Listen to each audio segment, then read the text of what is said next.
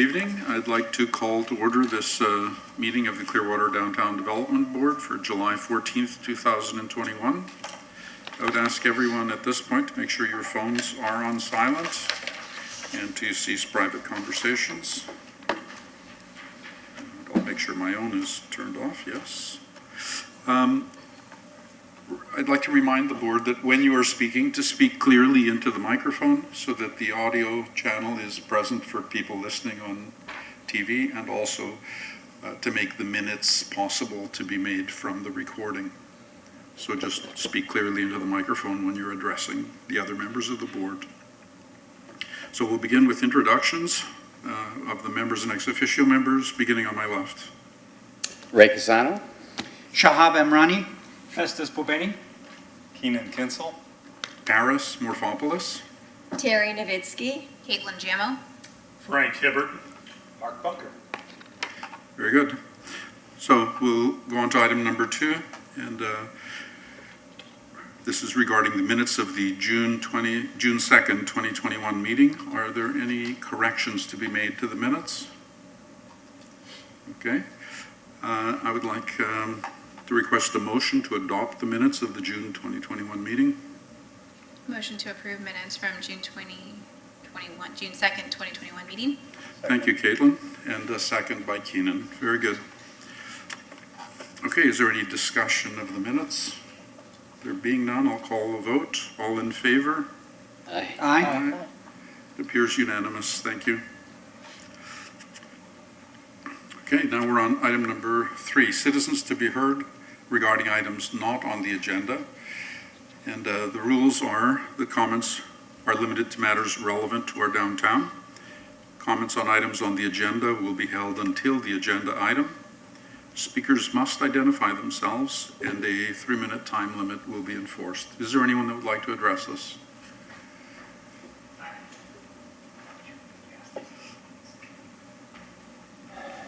Thank you, Chris. Sorry. Good evening, everybody. I think I can handle all 3 of those stipulations. Scott Sousa, Clear Sky Restaurants, and the DCMA.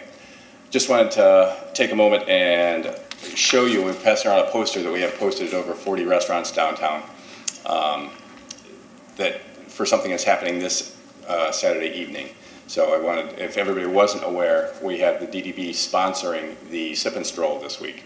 So it's been our #1 driver of new people downtown that we've done in the last 9 months. It's amazing. We get new people every time. We're getting people from Dunedin and from all the neighboring communities. So, and they have an unbelievable time at every one of these. And so I just wanted to show you, first off, what we sent out. I'll highlight a couple of things on it. Here's questions that we also emailed this to thousands of people as well. So we've got email lists, we've got a solid database that we're working off of. We're also doing constant contact, so we're pushing it out there as much as we can. But so as it reads down the list, this is talking to the people that are receiving this. This is, have you enjoyed the outdoor weekend music over the last 13 months? Have you enjoyed our sip and strolls? Have you, the charities that we supported, the new organizations and clubs meeting downtown, the outdoor special events? Have you loved seeing the tents, t-shirts, cups, and thankfully fans come down this summer?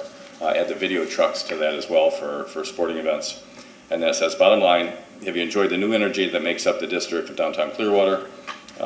And there's one group to thank in particular, and that's the Clearwater Downtown Development Board. So without their support, downtown would have been just a few closed off streets with outdoor dining at independent restaurants coming together. We've created a community that all residents and visitors can enjoy. So just wanted to invite everybody to come down Saturday night. We have complimentary cups for everybody and whomever you bring down. And come in, if you haven't seen one yet, I know Festus you have, I know Mayor you have, Mark, I think you may have seen one somewhere in there. That it's just an amazing time downtown. It really is one of the things that's helped us change the perception of what downtown's all about. So thank you all for your support and making this happen.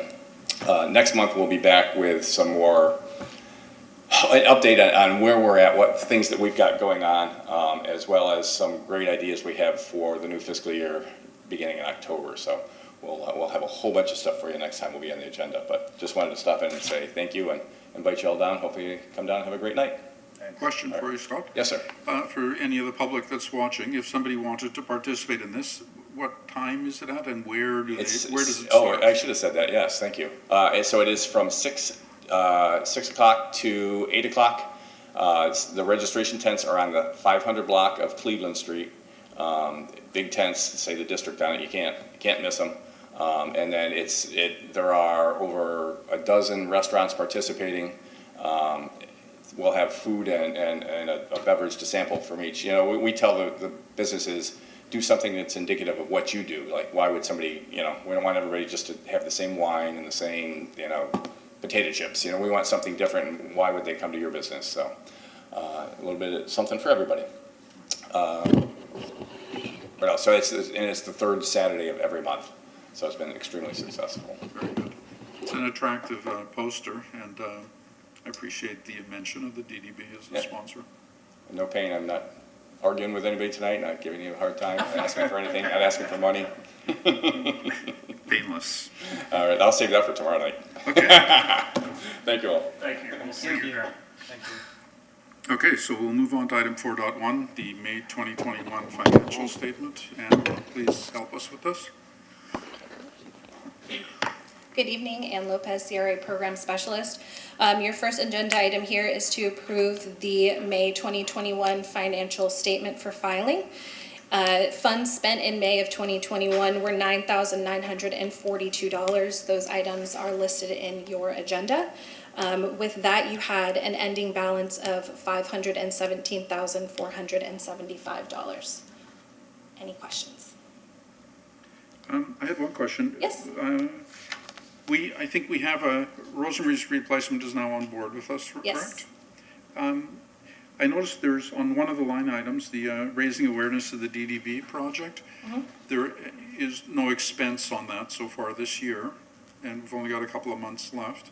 Is that on his agenda to take that as a project, or are there other priorities ahead of that? Or? I know that he is working on some CRA incentive projects, and he's working on marketing the entire CRA, which incorporates the DDB, but specifically not to my knowledge.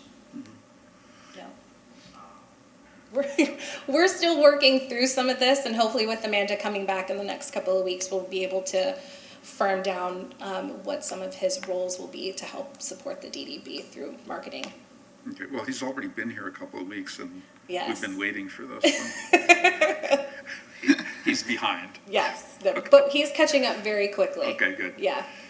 Nothing personal. Right? Yeah. Okay, thank you. Yep.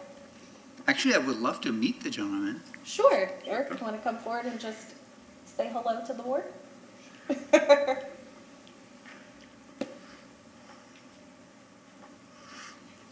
Hello, my name is Eric Santiago. I started on June 1st, so been here just a little over almost a month and a half now. But yes, I replaced Rosemary, so for the whole month of June, I was kind of training with her, shadowing her, learning everything so that there would be no balls dropped starting July 1st. So now it's July, so I am taking over for everything that she did. So I'm sure I'll be working with a lot more of you as we progress. So still learning as much as I possibly can at this point in time, but happy to be here and to assist how I can. So Great. thank you very much. Welcome aboard. Thank you. Thank Anyone you. have any questions for him? Or? Okay, very good. Okay, so are there any board questions for Ann? Any citizen comments on this item? Okay, I'm looking for a motion to approve the May 2021 financial statement. I propose to approve the motion to approve the motion of May 2021 financials. Okay, do we have a second? I second. Okay, so we have Shahab and then Terry making the second. Is there any discussion on this item? Very good. All in favor? Aye. It is unanimous. Okay, now we have item 4.2, taxable value received from Pinellas County property appraiser. And you can take this as well. Again, Ann Lopez, CRA Program Specialist. This one is more of just an information. This begins your budget season. So for that, this is the certification of taxable values that's been issued by the Pinellas County Property Appraiser's Office. And for the 2021 total taxable value for the Downtown Development Board is $447,853,196, which is an increase of 2.19% over last year's taxable values. This number is what we will use to base your budget off of. So we will multiply your trim, take out CRA portion, and then this is how we create the beginnings of your budget. This is what's used to create your trim notice that goes out to the residents and property owners in the DDB district. I have a question on that. Sure. I just know from residential real estate's gone up about 25% in the last year or two. It's going up at a rate of about 10 or 12% right now, it seems to me. How come in our district it is so depressed? Because there's quite a bit of residential in our district.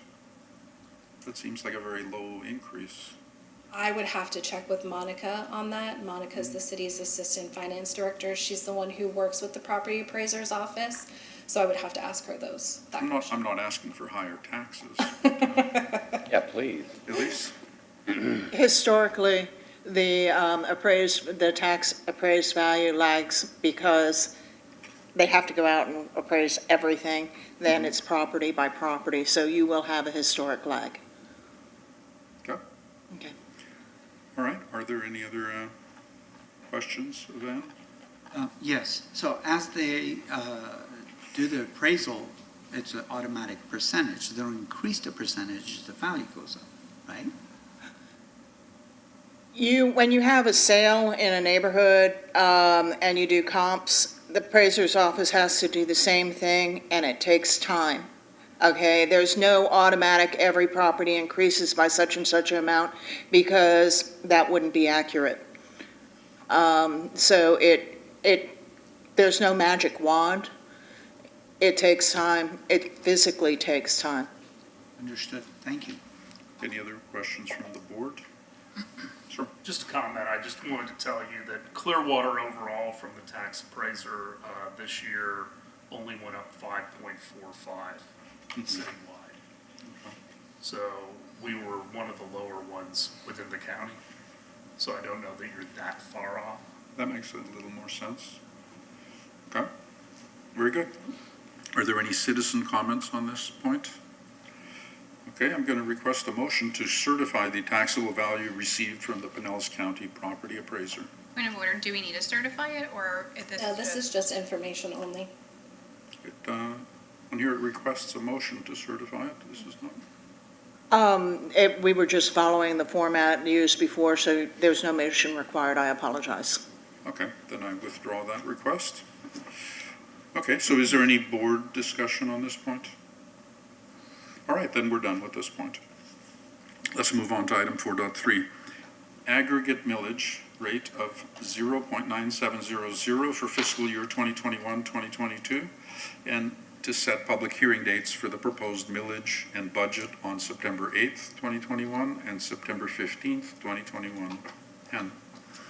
The statewide trim schedule for 2021 states that within 65 days of certification of value, that taxing authorities must hold public meetings on the proposed millage rate and tentative budget. These meetings must be held between September 3rd and September 18th to meet Florida Department of Revenue trim requirements. So the first thing that we're asking is for you to adopt your millage rate of 0.9700 for the 2021-2022 fiscal year. Anyone have any questions on that? All right, do we have any citizen comments on the millage rate? Okay, I'd like to request a motion to adopt the aggregate millage rate of 0.9700. motion to adopt aggregate millage rate of 0.9700. Very good. That's Caitlin. Do we have a second? I'll second that. That's Shahab. Very good. And is there any discussion on this agenda item? Very good. I'm going to call for a vote. All in favor, say aye. Aye. It is unanimous. Now, we're going to set public hearing dates for the proposed millage and budget on September 8th, 2021, and September 15th, 2021. Yep. Very good. So now we're going to set minimum reserves for fiscal year 2021. Ann, if you could take this one as well. Sure.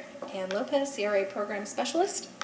This year, staff is recommending for the DDB to set a minimum reserve amount for their 2021-2022 budget of $50,000.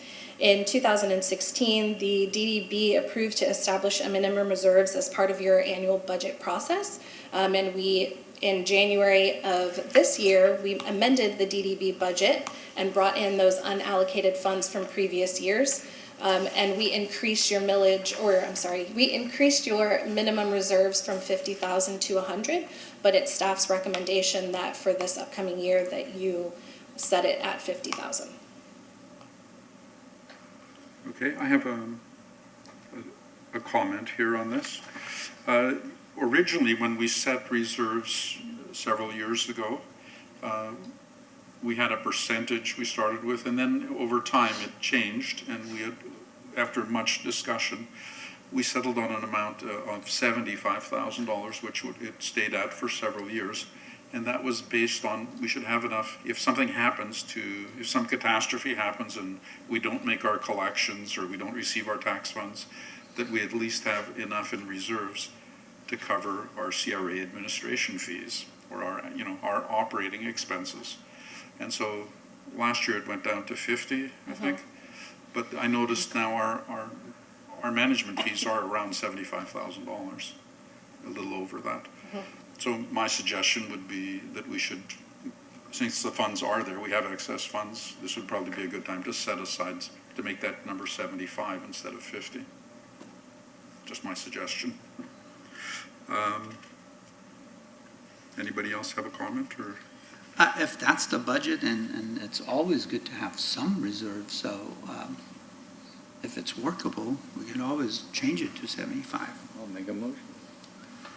Okay, then, Well, are we doing discussion or just make a motion? to right discuss? now we're still at discussion. We're actually questions. I can tell you that your CRA administration cost for next fiscal year will be right around $78,000. I've already done the calculations So for maybe that. 80 is probably a better number. Are there any other board questions on this point? Okay, are there any citizen comments on this point? I do have a question. Sure. So the budget is based on, can you break down just at very high level? So your budget is based on obviously your millage. From there, and we will bring your budget at the August meeting. You're separated by your different categories, which are special events, business assistance, marketing, and then you have your fixed, so you have insurance as a board, your attorney's fees, certain things that are fixed invoices that you have to pay. And it's the CRA staff provides you what our recommendation is, and then it's up to the board if you want to take our recommendation for how your budget is separated or allocate monies in a different order. What we will bring forward is what we expect your unallocated funds from this current year, so that way you can allocate it as part of your budget. Again, these are our recommendations to you. As a board, you guys can make your decisions. If you want to increase your minimum reserves, these are the things that that we do now, so that way when we come to you in August, we have some of these numbers already flushed out for you. Thank you. Yes? So I just wanted to add then, if we look at in the monthly statement, where it says staff and office administration, I was just looking at the line for the CRA management and the annual fee that the CRA charges us for our administrative support.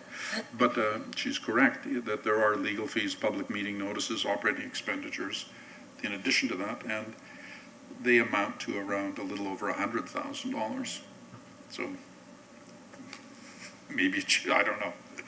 You do have certain things that you have to pay.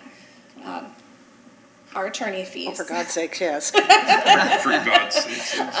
But you also have property appraisers, fees that you have to pay to the property appraiser, fees that you have to pay to the Pinellas County tax collector.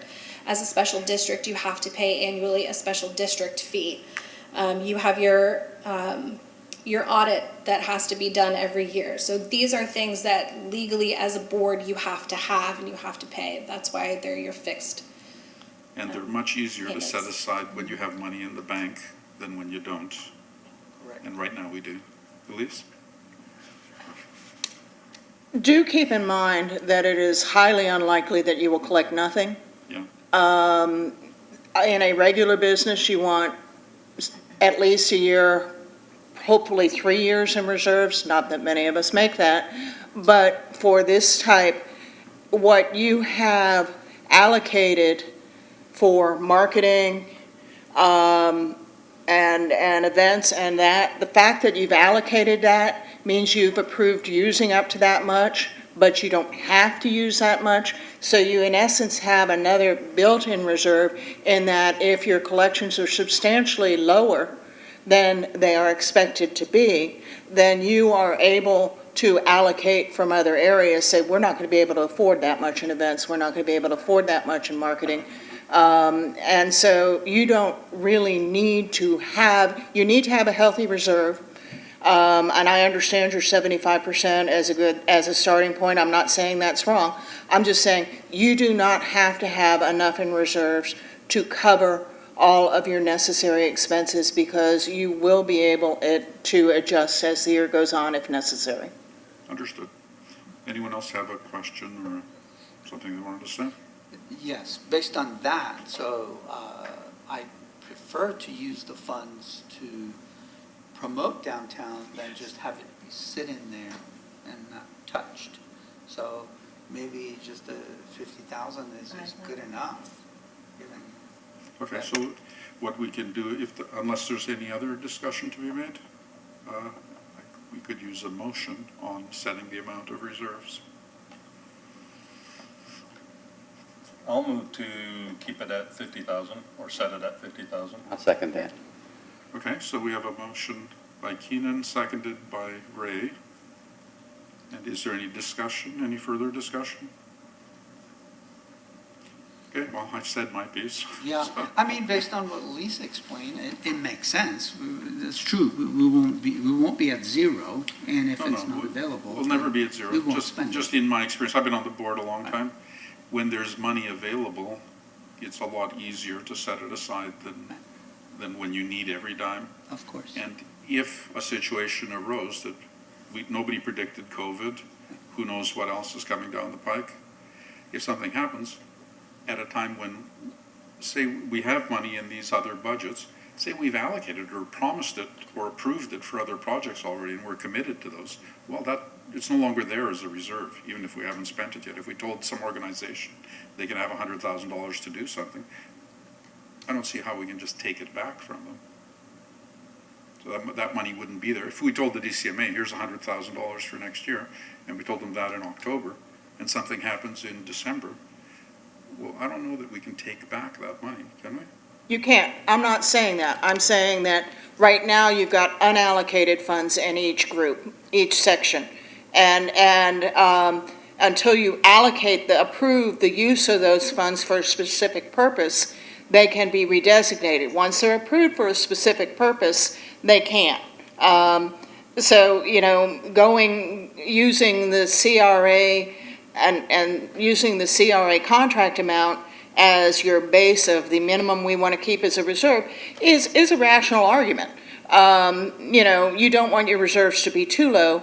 If you get really enthusiastic during the beginning of the year and the second half of the year things, go to pot, then you're going to need that reserve. So once you allocate it, once you approve a specific use, you've done it. That fund is no longer available. But as long as you still have unallocated amounts in there, they can be moved. Got it. Everything except, of course, your attorney's fee. No, I'm kidding. So basically, we have to be very fluid on this. And you can We're going to pay always their come, property taxes. and you can always come back as a board and Property. amend your budget. So if you had $100,000 left over in marketing, that had not been encumbered or had not been promised to a DCMA or Clearwater Jazz Holiday. You could come back, amend your budget to move that $100,000 from marketing or business assistance to place it where it's needed.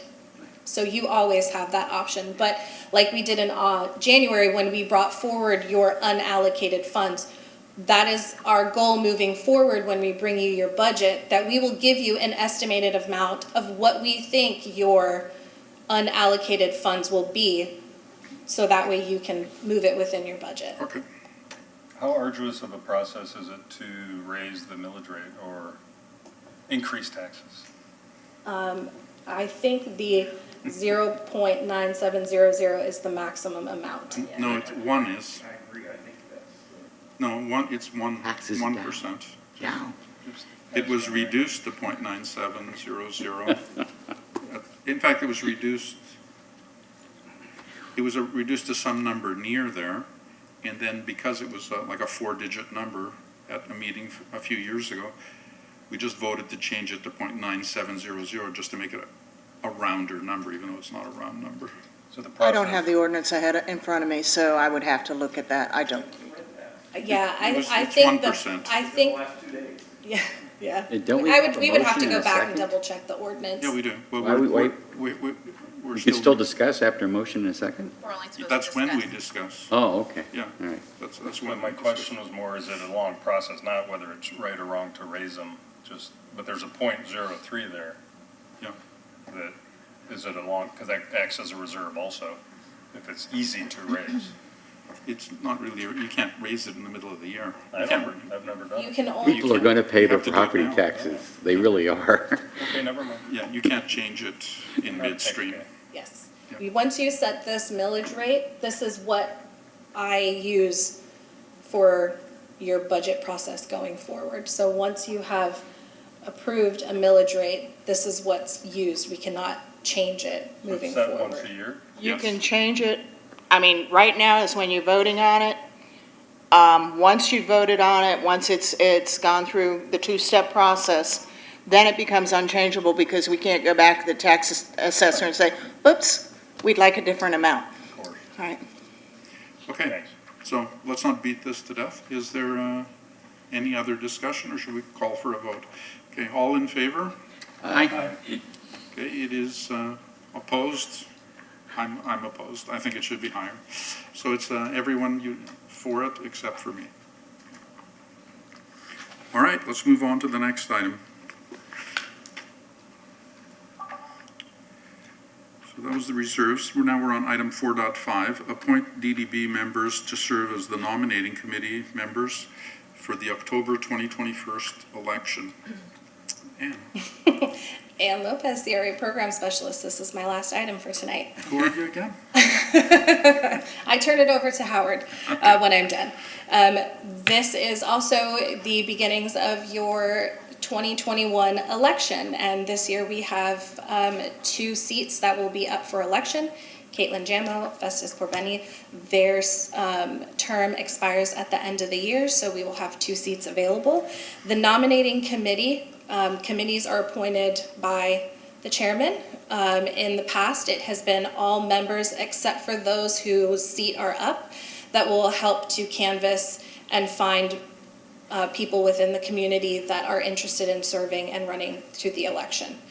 So if in talks you find someone who says that they're interested in serving on the board, you get them in contact with me, and then I go through the process of giving them their quick 2-minute interview to see if they qualify to serve on the board. So, Okay, so we're going to request volunteers very quickly, and in a completely arbitrary move, I accept all of your offers.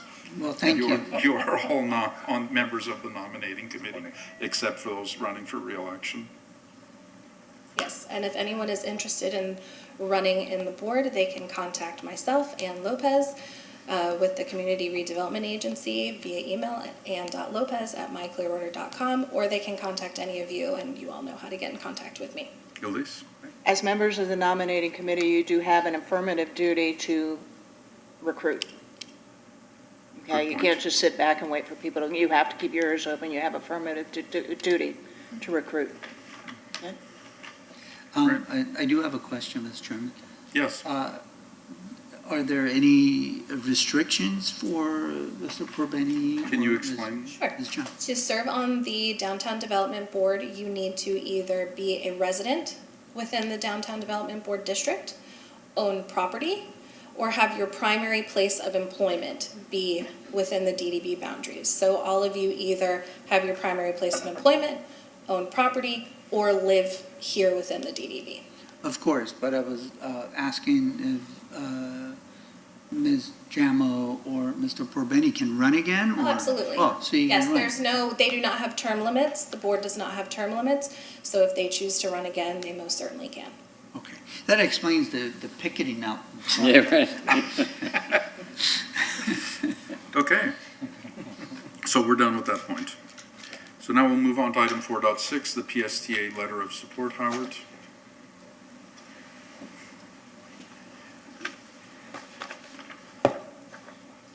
Leading Board, Howard Smith, Business Assistant Administrator for the CRA. So for this item, Pinellas Suncoast Transit Authority is applying for a 2021 Rebuilding American Infrastructure with Sustainability and Equity, calls a RAISE grant. They are seeking a letter of support from you, the board, to the Department of Transportation to support their grant funding application as requested. The total project cost is $34 million for them to build their proposed intermodal terminal in downtown. And with that, you all were provided a letter for review for the letter of support. So I'm seeking approval of the letter for Paris to be able to sign to provide to PSTA. I have a question for you, Howard. I don't know that you know the answer to this, but maybe someone does. I'm curious when this, if it was approved, when this funding might become available and when would the intermodal facility construction begin if it was approved? No, I do not know that answer, but I can find out. I'll talk with Cassandra and provide that information to you for an update. I'd be curious to know what that was. Chairman, if I may, I think PSTA, I had a conversation with Cassandra over there last week. I think they anticipate finding out about whether the grant is awarded or not in the next 8 to 9 months or so. So maybe early next year. You know, we're a ways away from construction, obviously, with that. So we'd probably be looking at a, you know, at least a 3-year, I would think, window before something would, you know, could take a while to get the, but I think they'll find out about the grant in 22.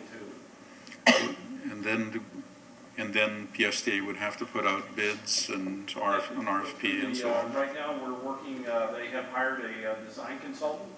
So they're working on the designs and that sort of thing for the intermodal facility. The city is participating on that with them. So that has just got started within the last 60 days. They're doing site visits. They've been out here to start surveying the ground and doing the planning for the structure. So construction wouldn't begin till like 2023 and complete sometime that year? Yeah, probably. Is that a project that would be done within 6 months or 9 months of when it started? I suspect that'd be, you know, a year and a half of construction or so. It'd be it's a rather substantial facility. But I don't know what the construction time is. So that's a guesstimate on my part. It's a bus station. No, they're not. Isn't it? It's Well, significantly it's, bigger than is the it? bus station. Yeah. Yeah, it's a much more integrated facility than that. Some parking, some services, and support activities. So it is not going to be anything remotely like what they have here now. Oh, okay.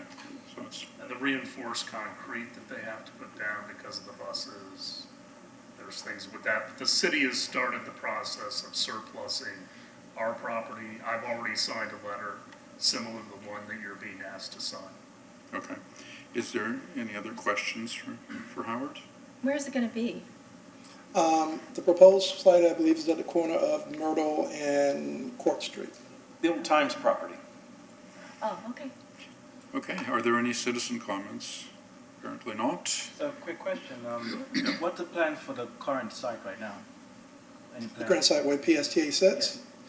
A new city hall. At least that's what's been envisioned. We would also have to do a swap with the county on the parking lot that they own to the west Okay. of the current PSTA site. Are they engaging you on that, or? Yes, we're already in talks. Right. That would be just city or city and county? I think I heard Just city. something. Oh. The city and county have looked twice at doing joint buildings. We did it back in, I think it was '06. And then we've had another study done recently, and I don't think the cost savings and then the coordination that would be necessary lead everyone to believe that that's what's going to happen. Okay. Yeah, I hadn't heard that because the last time it was discussed, it was a joint project, but it's one. Okay, that's fine. Are there any other questions? Okay, so I'm looking for a motion to approve the PSTA letter of support. I will move to approve the PSTA, that's a big word, PSTA letter of support. Second. Who seconded? I second. Festus. Okay, so that was Keenan, seconded by Festus. Okay, is there any discussion on this point? It's well written, Howard. Sorry. Okay. Well, we work with, and this was vetted through Elise, so it was reviewed by your attorney. Very good. Okay, so we'll call the question. All in favor? Aye. Aye. It is unanimous. Thank you, Howard. Now we'll move on to old business, item 5.1, review amendments to the DDB funding policy and funding request applications form. So for this one, at the June 2nd, 2021 board meeting, staff reviewed the Downtown Development Board's current grant funding process. Staff proposed items for discussion and sought direction from the DDB on how the board wished to modify or not modify its adopted policy, procedure, or work plan for awarding grant funds to applicants. As a board, members voted to fund no more than 30% of the budgeted categories in marketing, business assistance, project and policy work. Staff has amended the current funding policy and grant request application to align with the board's vote. Staff requests the review and adoption and the adopted changes to the amended DDB funding policy and the grant request application form for implementation starting July 14, 2021. Under the current process, with the adoption of the 2021 work plan on August 27, 2020, the DDB intended 3 primary goals for funding, which guides the application through the funding request process. 1 being marketing. The marketing goal is to increase awareness of downtown as a fun destination. The second being business assistance, and the business assistance goal is to retain current businesses and attract new businesses to downtown. And then policy and project work. The policy and project work goal is to create a more welcoming downtown. Requests for funding that meets one of these 3 work plan goals are considered on a rolling basis throughout the fiscal year, and applicants will complete the funding request form, which outlines their request, total project costs, contributions to the project, and a description of the project/event. Then from there, they will meet with the CRA staff to review for approval for submission to the board at the next available public meeting. The board members will receive an email with the grant request before the public hearing to review and request additional information as needed. And the grant request is then voted on at a public hearing, and a grant agreement is executed by the CRA staff based on the information provided at the public meeting and also the adopted DDB funding policy. So with that, I have the funding policy up, and the highlights that are in red are the areas where we changed the funding policy, which I provided to you all for review.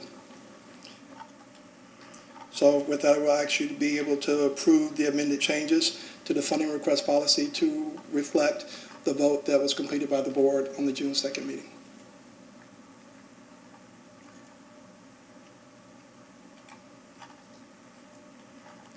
Give us a minute to review it, Howard.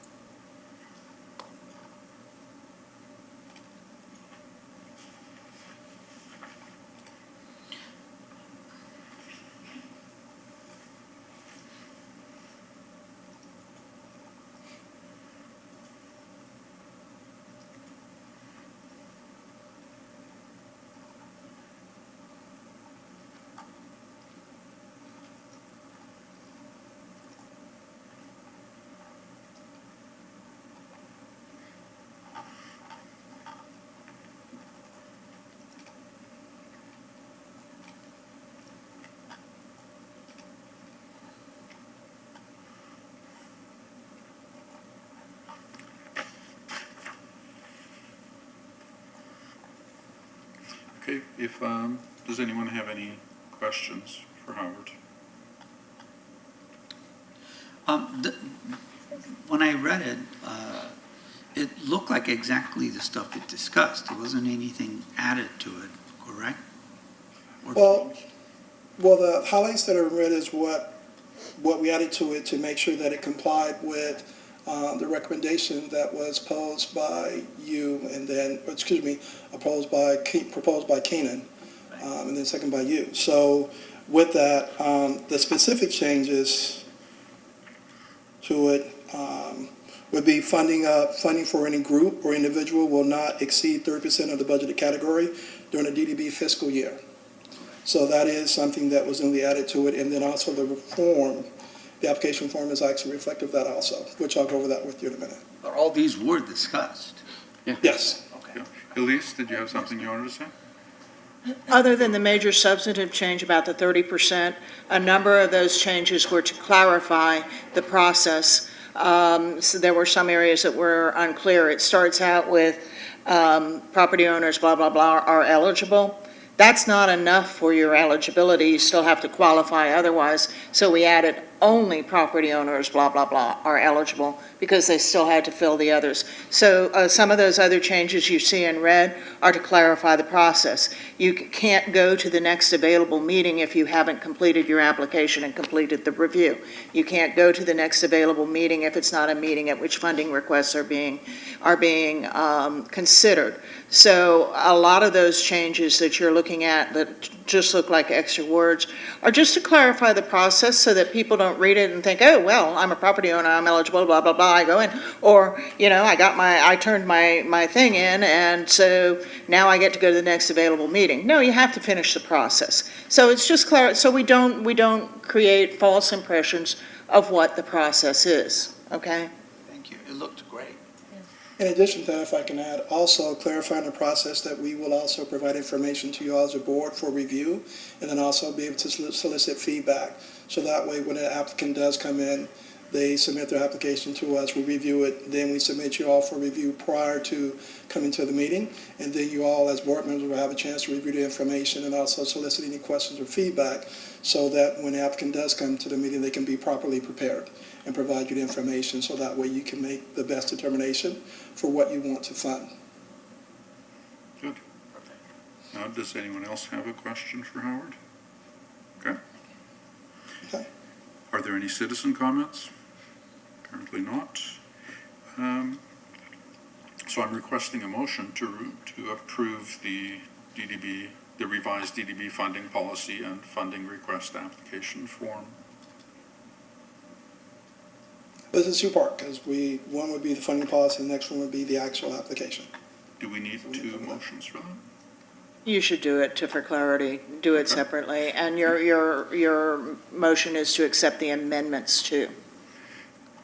Okay, so I'm looking for a motion to accept the amendments to the DDB funding policy. Motion to accept the amendments to the DDB funding policy. Thank you, Caitlin. Do we have a second? Shahab seconds. Okay, any discussion on that? Call for a vote. All in favor? Aye. It appears unanimous. Okay, so now I'm looking for a motion to approve the amendments to the funding request application form. Did you have more discussion on that? Well, I did want to review the form with you Oh. to actually entail a couple of changes based off of the communication that was held at last month's meeting. Specifically, for the contribution of the skin in the game, the application form was amended. So here you have the total project cost. You have the amount that the grant requester would be seeking for their request. So as an example, if the total project cost was $30,000, they might be seeking $5,000. So we wanted to clarify that point, as well as the applicant's financial contribution. There was a lot of discussion around the skin in the game. So I added that piece so you would know at face value what their contribution was, and then also if there is a third-party contribution, that would also be clarified within the document itself. Very good, Howard. Nice job. Any question? Okay, so we will go for a motion. I'd like to have a motion to accept the amendments to the funding request application form. Motion to accept the amendments to the funding request form. Very good. That's Caitlin. Do we have a second? A second. We have a second. Terry? Okay, any further discussion? All in favor? If I could just- Go ahead. Sorry, I just wanted to thank you, Howard, for sending that out ahead of time. I thought it was helpful, and it probably makes this meeting more efficient too if we, like you said in your email, respond by X date, and any questions, that way we also don't surprise you with questions. One thought I had, and it's maybe not directly, it's under the umbrella of this motion, but going forward, is it possible if, just for, as like an information item, because I know you all get a lot of requests and you try to kind of help vet them before they get to us. Is it possible to say, hey, we had 3 requests, but like 2 of them weren't ready or something?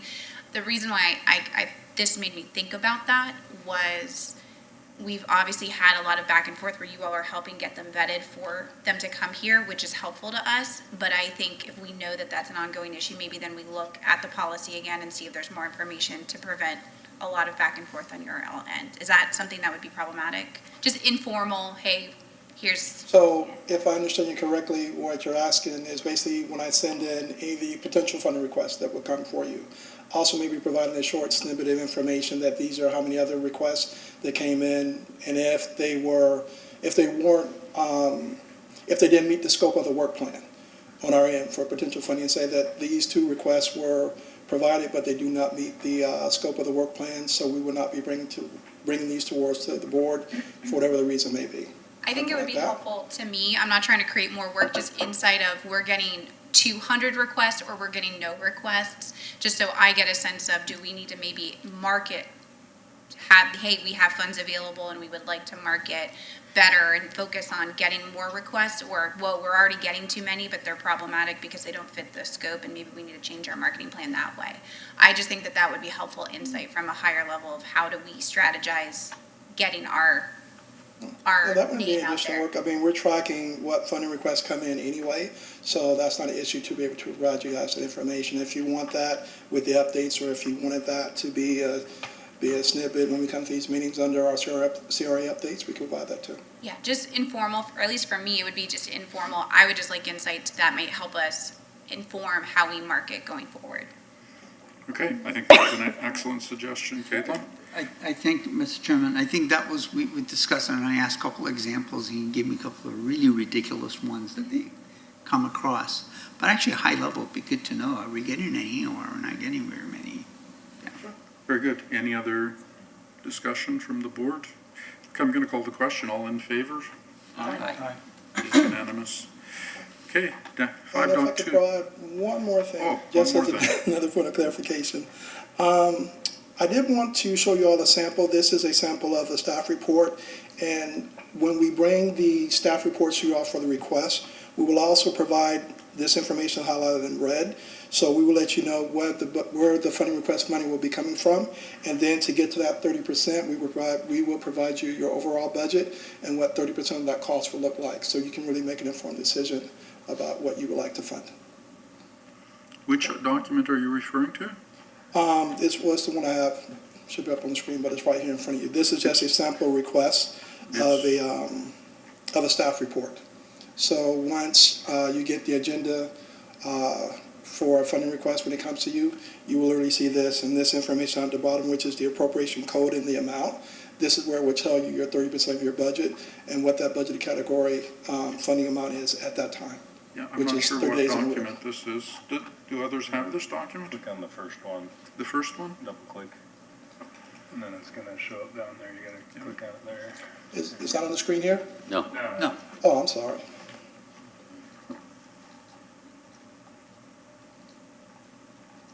And what I'm looking at is the, Oh, well then, yeah, then it's something that you're not seeing. I apologize. Normally the screens would be up so I Okay. could show you the actual sample of the form. the one But that in says- every staff report, there's an appropriation code. We will list your budget information in the appropriation code and the amount. Third one. okay. Very good. Thank you, Howard. All right, thank you. Okay, 5.2, Downtown Coordination Committee update. Keenan? We had a good time. That's great. See? Glad the mayor was there to help direct things. And Elise and Caitlin, thank you very much. Yeah, it was 2 people from each of the groups, the Downtown Partnership, Amplify, District, us, who am I forgetting? City. Who's their partnership? No, the DCMA. Chamber. And the Amplify. DCMA, yeah. It was great, nice roundtable, went 2 hours, and I think, were there gonna be minutes of that meeting? That was my understanding.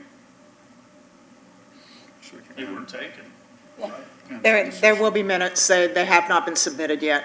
There'll be a next month's meeting for you to approve those minutes. So, fine, so we'll do that next month, but it was brought up kind of impromptu. I thought it was a one and done meeting, and it turned into a subcommittee, I guess, of the DDB to be part of something quarterly was needed and is pretty well voiced, right? So we talked about a variety of things. There were 3 or 4 talking points that came out of it. Do you have your notes? I mean, I wrote down, yeah. Because yours are probably better than mine if you want to elaborate.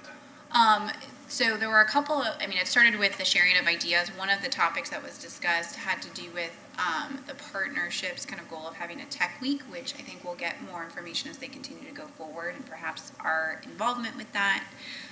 But one of the biggest topics, I would say, and Keenan corrects me if I'm wrong, was figuring out what do we want this coordination group to be? What do we want each person's role? And we had kind of talked about, you know, DCMA being more boots on the ground, DMP figuring out what their role would be, maybe more tech centric, ours being the funding source, or, you know, and also kind of setting what our ideas would be, and Amplify being more the business side of it. But if there's any insight or thought from our perspective in terms of what you'd like to send us to, that's kind of where we left it. And the biggest asterisk I had on my notes was if there's insight or things you'd like us to go into what we're planning as a strategy meeting with everyone and kind of collaboration, we'd be happy to have that insight. Did you have more to add to that? Yeah, that was pretty much the talking points that we're going to present at the CRA meeting, I believe, to the city. Is that next month? I wasn't clear on that, but. Yes, so Caitlin, who was selected as the representative to report at the next CRA meeting, which will be August 16th at 8 a.m. Good. Yes, Thank you. and it'll be under citizens to be heard, so it'll be right at the beginning to just provide the trustees with with this update, essentially. So there was definitely a agreement to continue forward. My talking points to fellow board members were, as I thought about it afterwards, it may be expensive for us, maybe an added expense, because our attorneys need to come. There's 2 of us there, so at 4 meetings a year, we would have to budget it, is my question. Would we have to budget it? So your expenses would be the advertisement.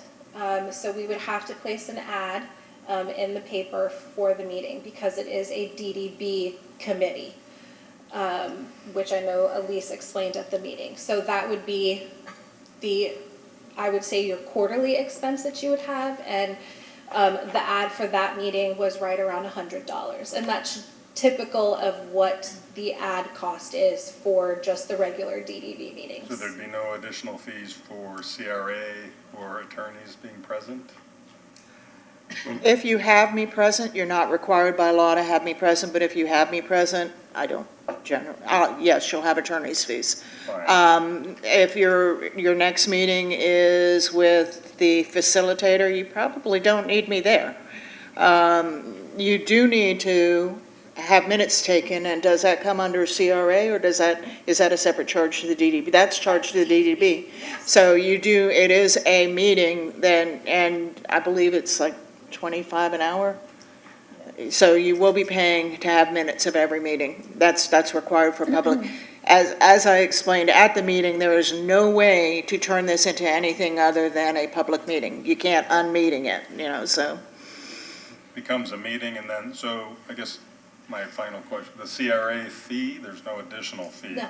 It's part of our. Our charge. CRA fee is It's a flat fee. incorporated, Okay. yes, you, I was yes. confused on that. We don't charge by the hour. Does that include breakfast for these guys show up at No. 8 o'clock? If you come. He brings breakfast.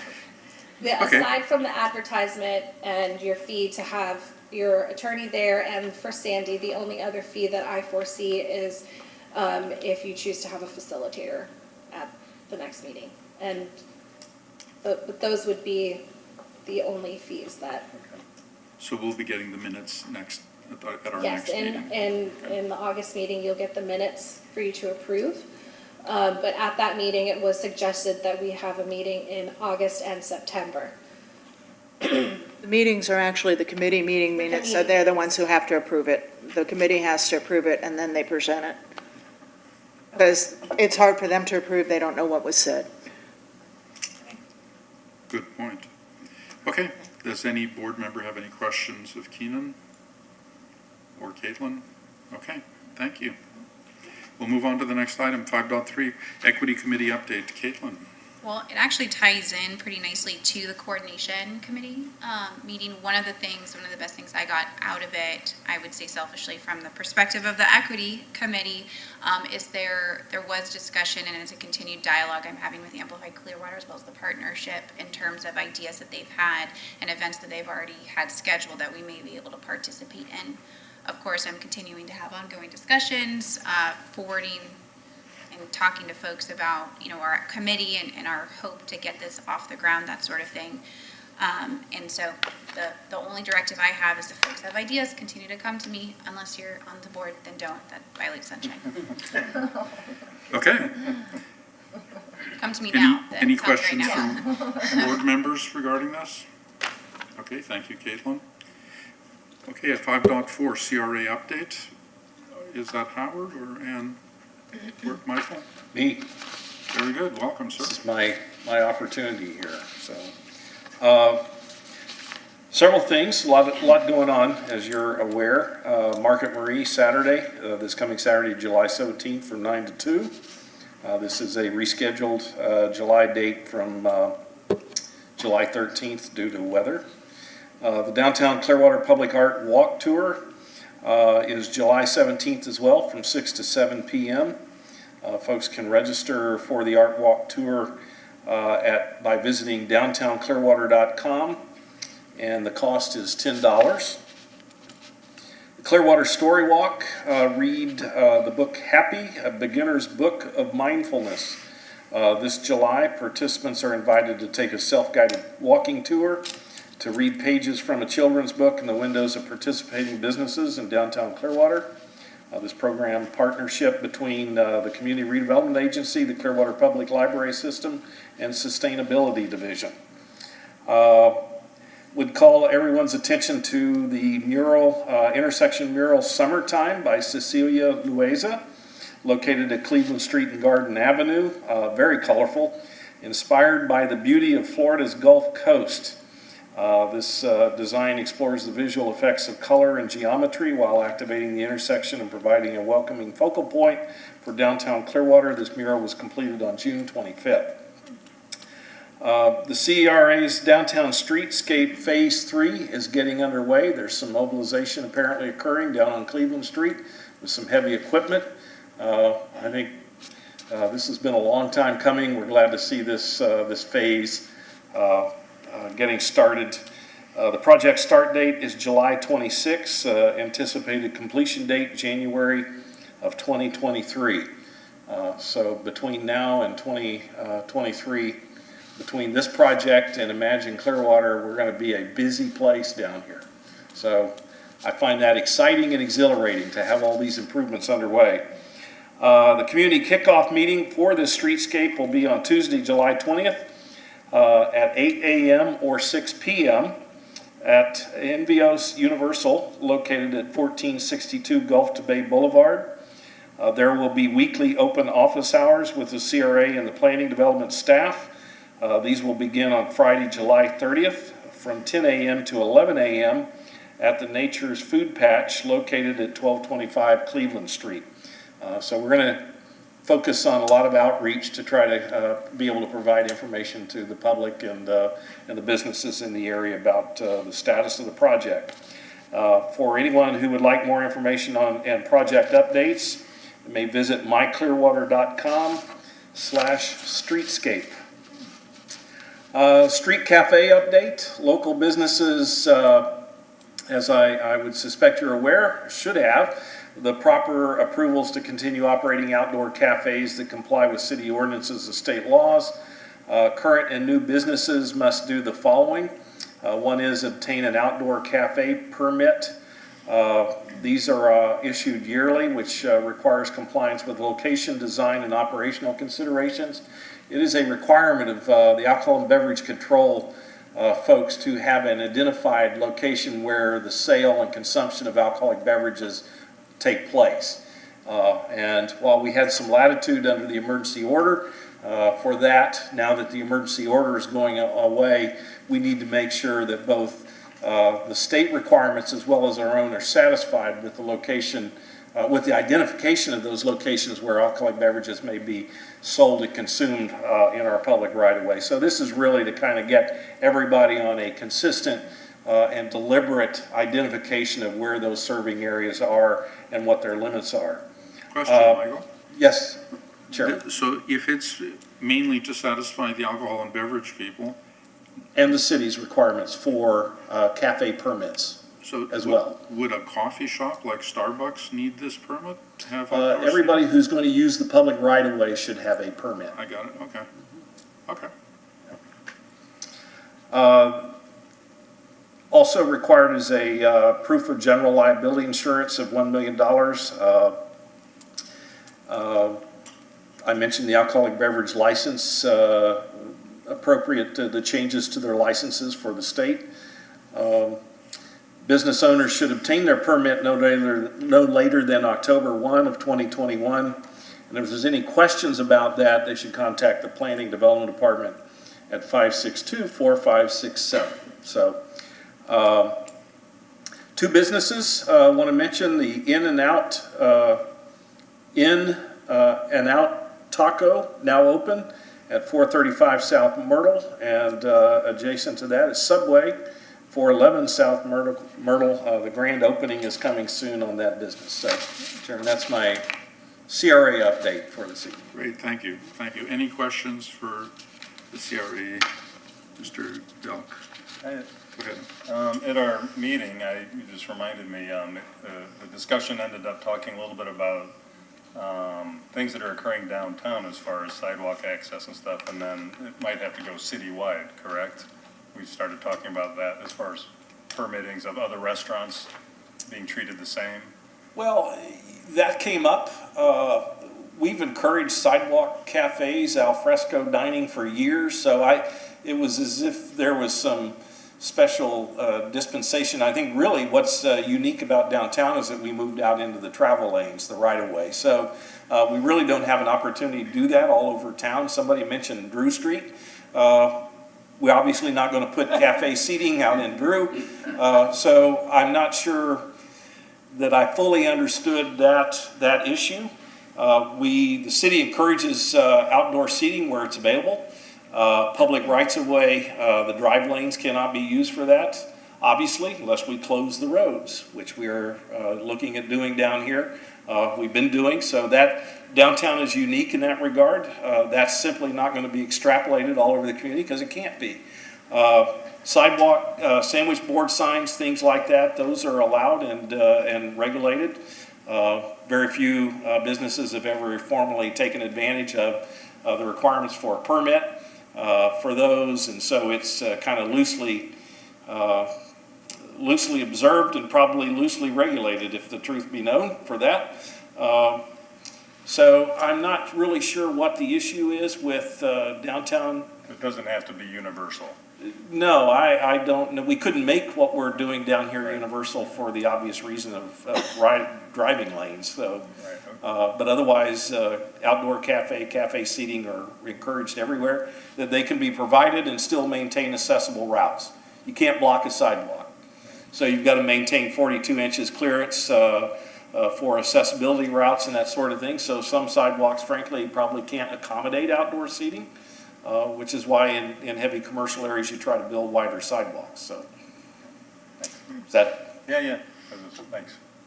Very good. Any other board questions? Okay, we'll move on. Thank you, sir. Chairman's report. I just have one item, and that's to again remind people that the Sip and Stroll is this Saturday, starting at 6 o'clock in the 500 block. And I'd like to encourage anyone that wants a good time to participate.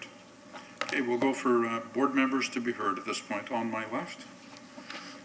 I've noticed a little cheerfulness in the whole area ever since Champa Bay's been moving with the lightning winning, and their lightning parade got canceled by the lightning. It's kind of funny. But I think the whole winning like that, it just affects the whole area and it makes everybody feel better.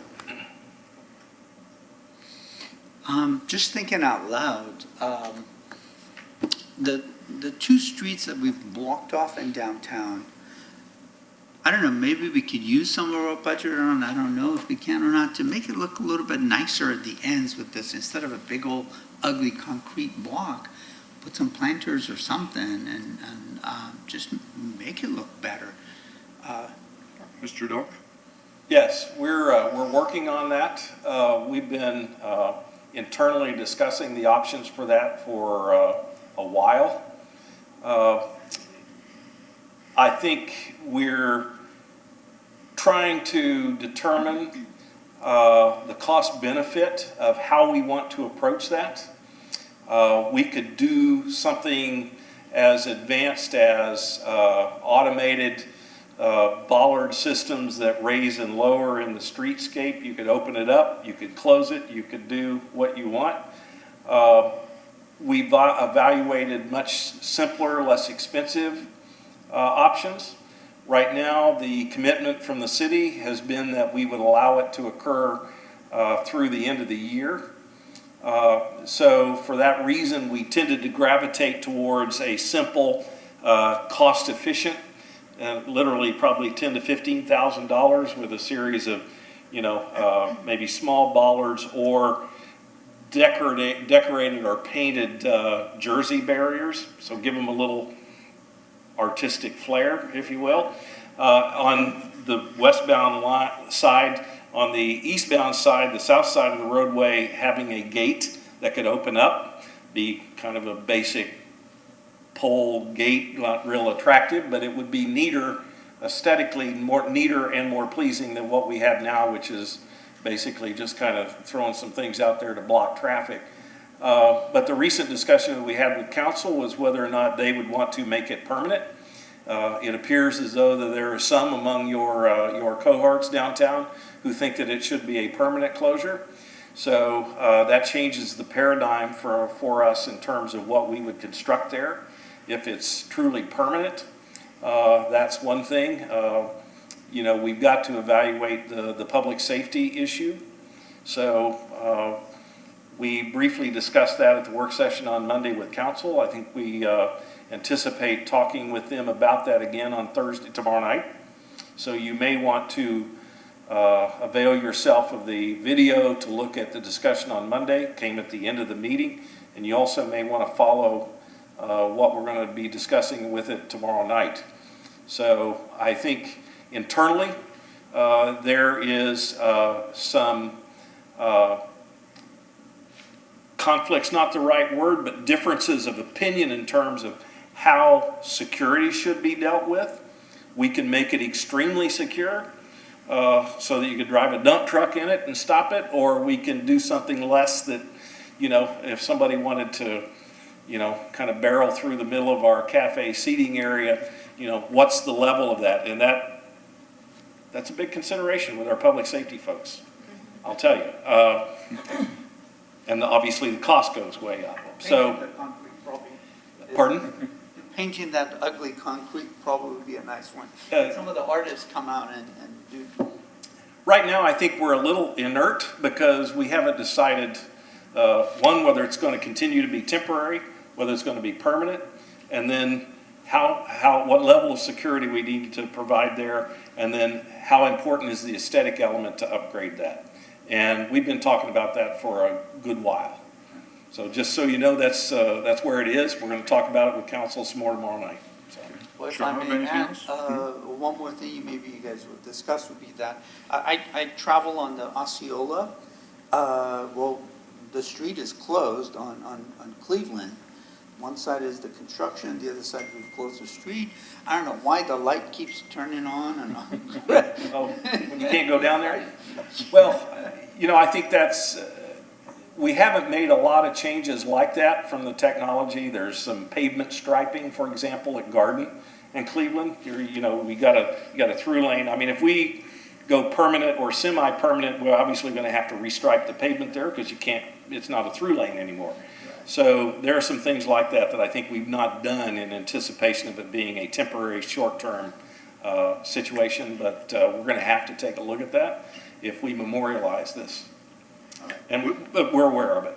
Wouldn't it Also, be, if you make that a solid green right now, and I understand where you're coming from, you're gonna get people racing from Drew all the way to Pierce. I mean, it could Still be have a pedestrian activity that goes on there, so.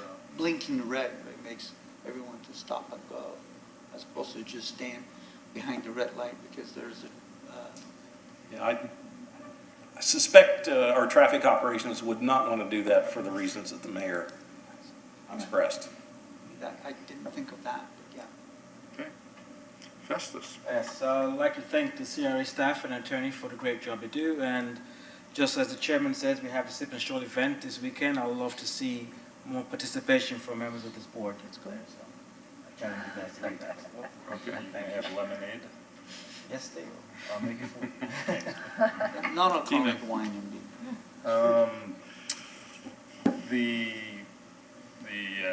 The growth of all the restaurants and bars, and I think there's a microbrewery coming, lots of exciting things happening and I just want to let you know, I've heard rumor, I'm not a big drinker, but on the 600 block, we have a gummy bear store coming. Okay. Yeah, I know it's not much, but for us sugar at, I think that's what I've heard, so be on the lookout for the gummy bears. Wow. Sure. Exciting. All the growth that's happening here is exciting, and I'm very happy to be a part of it. Caitlin? I'll just clarify, I think what you asked when we were talking about the, you Keenan, sorry for people who are only listening, in terms of the, like, citywide versus just downtown had to do with permanent closure or permanent making, like, this sidewalk kind of extend into the walkway. Because I remember then that started the discussion in terms of the bollards and where we stand with that. Because I know a lot of folks are excited to make that a little bit prettier and a little bit more aesthetically pleasing. So just to clarify, I remember that being part of it. But excited, welcome any ideas, particularly with the equity committee. So please bring them to me again if you're not on the board. Great. Mr. Mayor? First, I want to thank you for having the joint meeting. I thought it was productive. I think it's going to help coordinate things so there isn't duplication of effort. And where there needs to be coordinated effort, I think you can do that too. So I think good things are going to come out of that process. You may get to a point that you don't want to meet quarterly, maybe it's semi-annually, once you really have a vision between the organizations. But I thought it was a really good first step. Secondly, I would say from the work session on Monday, you are going to get a vote tomorrow to permanently close Cleveland Street. Up to this point, it's been an administrative decision by Mr. Horn, which I think was the right one. I think the council is now ready to make a policy decision. That will help the staff then look at more permanent structures that are more attractive. Right now, frankly, it is not secure. Right. The south side, those fences blow down with every wind. I mean, they've blown down 3 times this week, just with the storms we have coming through. So I'd say it's not really secure right now, and so we need to do a better job of that. It'll be more permanent. And then the most important thing tomorrow night is, we're gonna finally vote on Imagine Clearwater and put this to bed. So I want you to all be aware of that. There going on now, but I think we're finally at a point that it's going to get, an up or down vote. I anticipate it will be up. I hope it is unanimous. But we can finally move forward and get that project complete. And I would encourage you to come out and speak to it. There will be people that are concerned. It is an enormous price tag. I can't argue that fact. But it's also a generational decision. And it is going to serve the city of Clearwater for decades to come. So that's all I've got. Thank you. Two things. One, thumbs up for In-N-Out Taco. I've eaten there a few times after the Monday work sessions. Usually I'll pop in there, and I love their carne asada. I haven't found a Mexican restaurant with great carne asada out here before. And the other thing is, I'm happy that we're moving toward the closure of Cleveland Street and Imagine Clearwater as well. In the work session Monday, I was reminded that a month or two ago, I got a call from a woman who was upset because closing off Cleveland kept her away from her favorite store, and it turned out to be One Stop Shop. She's handicapped, and she's lost the ability to park right in front of your store. I drove behind it and saw there was like an area where it's possible to park. I don't know if it's legal to park there, but I told her she'd probably be okay going to the back door there. Always looking out for businesses downtown. Okay, thank you. My final comment is just in reference to the question Shahab asked about the ends of the blocks. My only addition to the comments that have been made would be that in addition to providing something more aesthetic, that consideration should be made to some kind of allowable signage that would tell people what was behind those barricades. Like that there was street dining or, whatever an appropriate thing to put there would be. But some thought should be given to it so people don't just drive by thinking it's a barricade and that's all.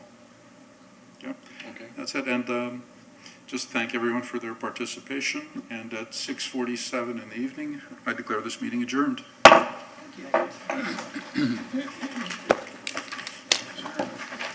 Mayor, I'm just disappointed you're not going to let me have that little racetrack. I